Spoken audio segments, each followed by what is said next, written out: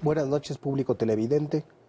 Buenas noches, doctor Claudio Lomnitz. Muchas gracias por estar aquí para conversar de buena fe. Quiero hablar sobre su libro, La muerte y la idea de México. Me parece un libro muy profundo, muy documentado y que probablemente no está, en un punto de vista que no está en la conversación pública. Predominan, por un lado, y creo que lo dice muy bien usted, lo platicábamos, una idea alimentada por el turismo y la comercialización del Día de Muertos que de una manera paradójica está engarzada con la impresión del México profundo, ¿no? Y de la extrema singularidad de nuestro país. Y también una reacción ante esa construcción ideológica, que es decir, no, la muerte no tiene nada de singular en México. Sí, Es algo es igual. que nos inventamos. Pero nos encontramos con que ninguna de esas dos cosas son verdad. Sí. Usted plantea que sí hay, no sé si una singularidad, pero que la construcción cultural de la muerte sí depende de la característica muy mexicana de tener un Estado pretendidamente moderno, pero débil. Hay una función social y política de la muerte, por lo menos la hubo en el siglo XX. ¿Cómo describiría usted esa función? Pues el tema es difícil, exacto como dijo, porque siempre hay una tentación nacionalista hacia la singularidad. Todos los países quieren ser únicos, singulares. Cada país inventa el hilo negro, pero en realidad, si uno lo ve más sociológicamente, más antropológicamente, siempre hay muchas cosas en común en la historia humana y además muchas interconexiones, influencias de acá para allá.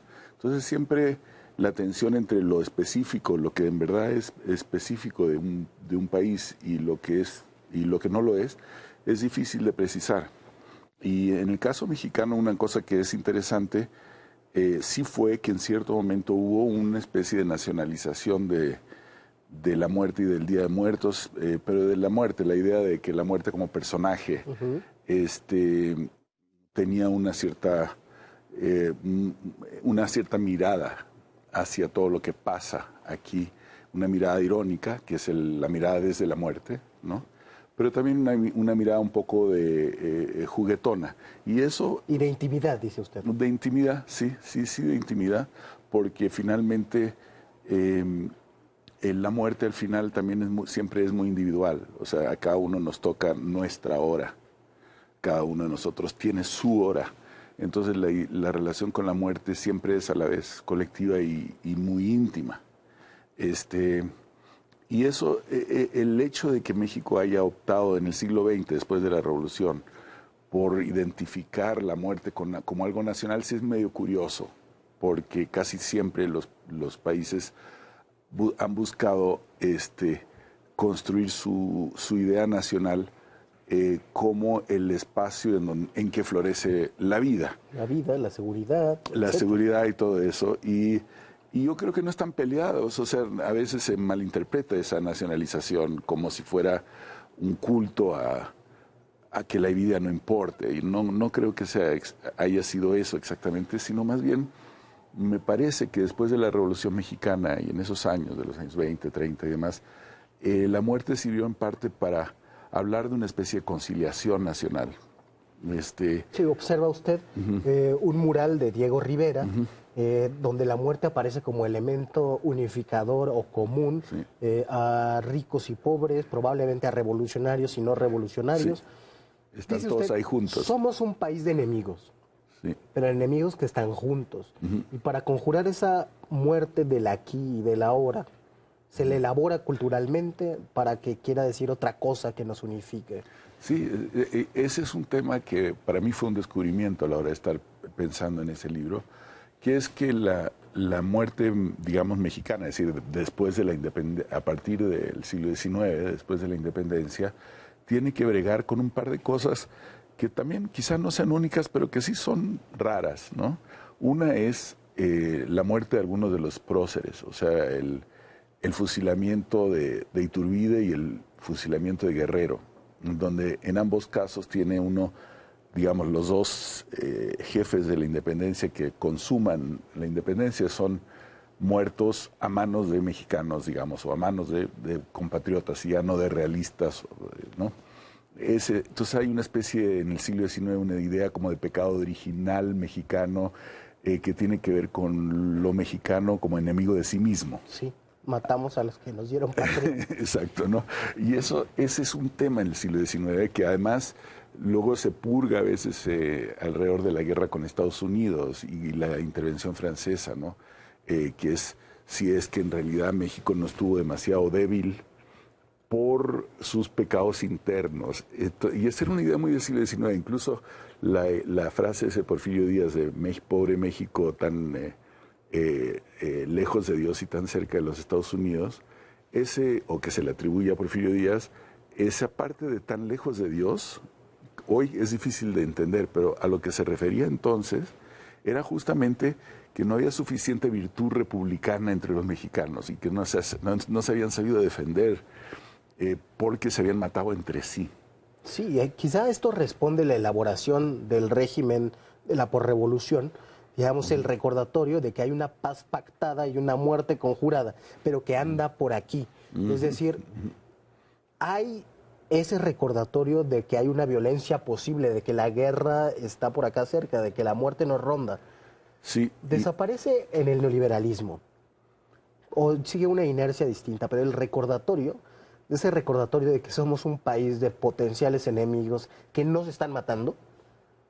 Sí, eso es una muy interesante pregunta, la verdad.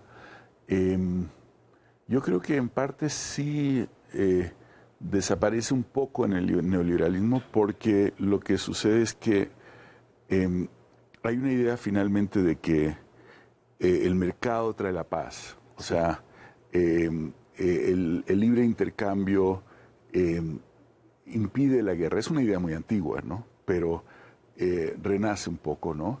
Y entonces quizá haya habido cierto olvido de esa cosa como más personalizada que había en la época de la posrevolución, que es muy difícil, es una historia muy difícil de contar la mexicana, porque por ejemplo en la revolución pues tiene uno próceres que se matan unos a otros, es decir, bueno, pues Carranza, Obregón, Zapata, Villa, pues cada uno fue muerto a manos del otro y todos son héroes.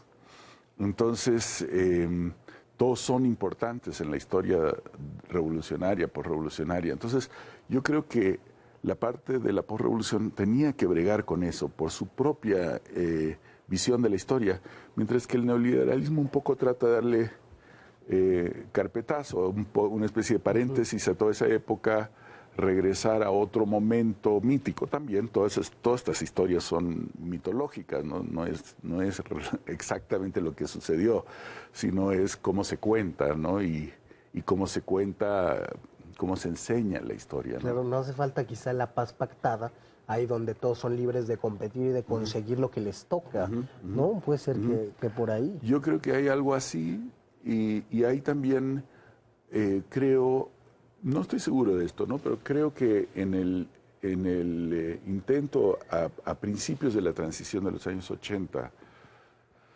de contar la historia diciendo íbamos bien en la época de la República Restaurada, y tal vez al principio el porfiriato, y después Díaz se vuelve un dictador, se anquilosa y tienes la revolución, pero toda esa historia revolucionaria termina siendo una historia un poco de la corrupción.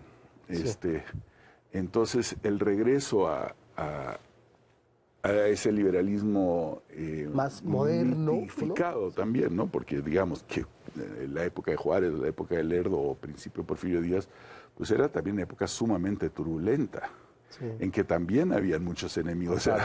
Pero lo que se recupera es quizá el mismo ideal de una modernidad occidental sí. más genérica y que no tenga que ver con una singularización de lo patrio. Sí, sí, es cierto. Y también creo que hay una especie de olvido que fue una de las cosas que consiguió, yo creo que Juárez y Porfirio Díaz también consiguieron, que fue olvidar un poco el conflicto que representó la intervención francesa. O sea, la intervención francesa finalmente hubo una alianza entre los conservadores y los franceses, en contra de los liberales. Entonces fue una guerra civil, no fue únicamente una intervención extranjera. Claro. Y digamos, a partir de Juárez y de Díaz se trabaja mucho eso para medio olvidar, digamos, el elemento guerra civil y proyectarlo únicamente al extranjero. Y eso creo que les funcionó tan bien, lo contaron tan bien, que todavía hoy hay quien se la crea, ¿no? Sí. La muerte ha cambiado en México y ha cambiado nuestra relación. Después de que usted publicó ese libro, empezó la guerra, después 2 años después quizás. Sí. Y desde entonces tenemos 20,000 muertos por esa violencia que no hemos alcanzado ni siquiera a comprender bien.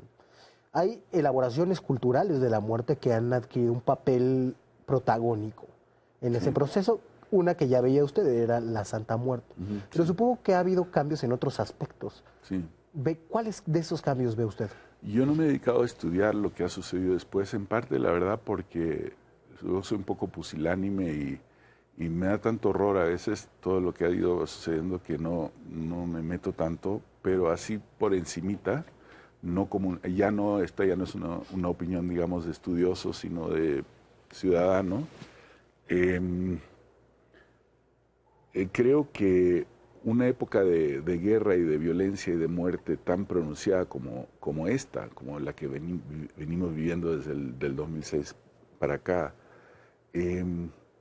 hace mucho más complicada la visión un poco más jocosa o un poco más nihilista también de la muerte que había en el siglo XX y aún en el siglo XIX. O sea, en el siglo XX también había muchísima violencia. O sea, Buñuel habla en sus memorias de esta impresión que le da la actitud mexicana hacia la muerte, que era una visión muy nihilista y en donde había, pues, creo que en su memoria aparece algo así, le llamó la atención una noticia en donde decía algo así como, lo mataron por preguntón o algo así, no me acuerdo cómo era, y la noticia era algo así como que el tipo llegó, preguntó algo y le cayó mal el que le preguntó y lo mató, ¿no? Así, entonces había esa cosa que los surrealistas comentaban mucho en el siglo XX, ¿no? De una violencia sí, e incluso bastante sorda, pero mucho más aleatoria, no organizada, no hecha para la publicidad como la actual.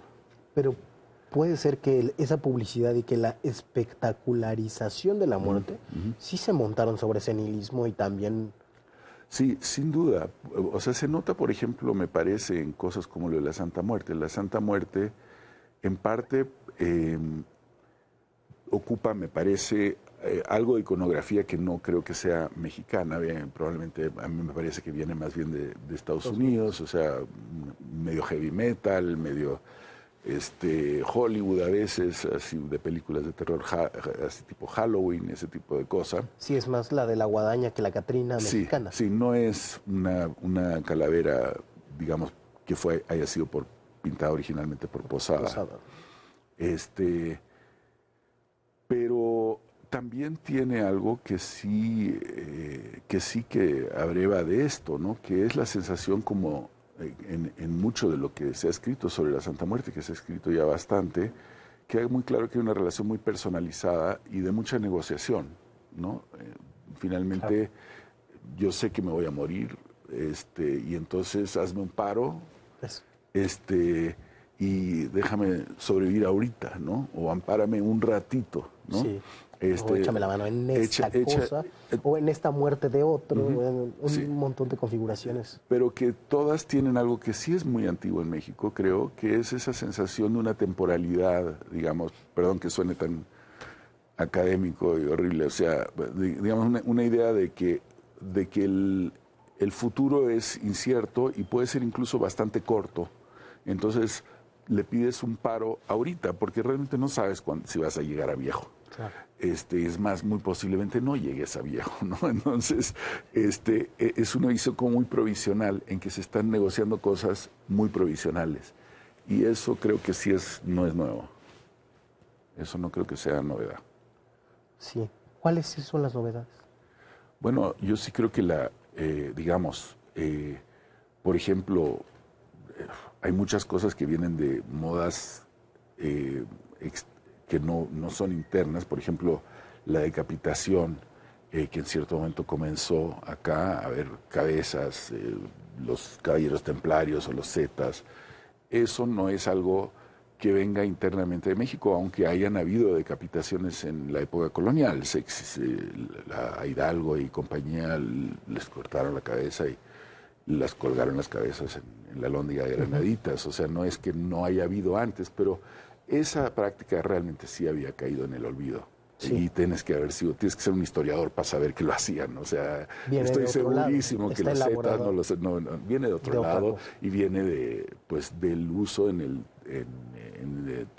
las cosas terroristas y demás, de este tipo de cuestiones que han sido también muy, como la violencia mexicana, igual muy hábiles para el uso de medios y de publicidad. Y eso es distinto, eso es diferente. Eso se parece a la violencia de la Revolución. En la Revolución Mexicana había eso. Colgaban agentes en postes de telégrafos para que los vieran los que pasaban en el tren. A eso sí se parece. Muchas gracias, doctor Claudio Lomnitz, por venir. Lo esperaremos en nuestra nueva temporada para conversar de buena fe. Y vamos a ir ahora a un corte y regresamos con las noticias falsas con nuestra compañera Estefanía Veloz.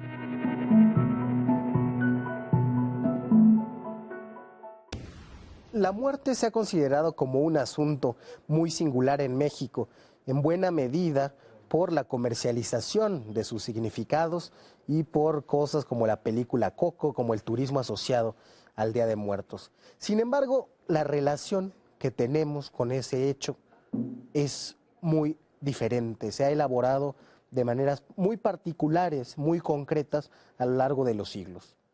Durante el siglo XX, siendo como muchos, un país de enemigos, de personas con intereses irreconciliables, se hizo de la muerte un elemento común, un recordatorio de que había una paz pactada. Ese recordatorio dejó de estar porque la política perdió su lugar, porque se pensó que el mercado resolvería los problemas y haría justicia para que a cada quien se le asignara lo que le tocaba. Probablemente esa falta de ese recordatorio hizo que se rompieran o contribuyó a que se rompieran sin que nos diéramos cuenta muchos vínculos sociales. Lo que ha pasado después ha sido el terror, ha sido la guerra y ha sido la pérdida de importancia de la muerte. ¿Cómo llegamos ahí? Estamos muy lejos de saberlo, pero tenemos que empezar a preguntarlo, tenemos que conversarlo de buena fe, sin tener necesariamente que sacar de ahí alguna idea política para la polémica. Muchas gracias por acompañarnos esta noche. Los esperamos la próxima semana a la misma hora por el 11 para conversar de buena fe.